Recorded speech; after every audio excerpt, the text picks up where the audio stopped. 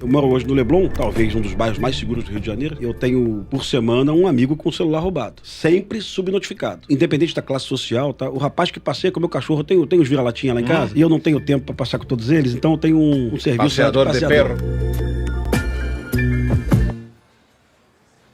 Virei playboy.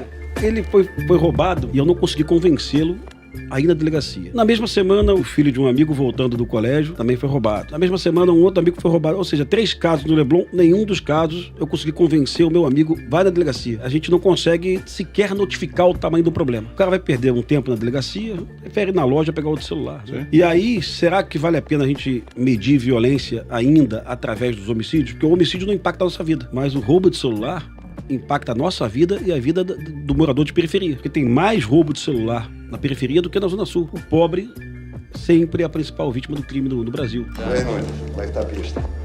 Como oceano, né, meu chefe? Tá salgado, né?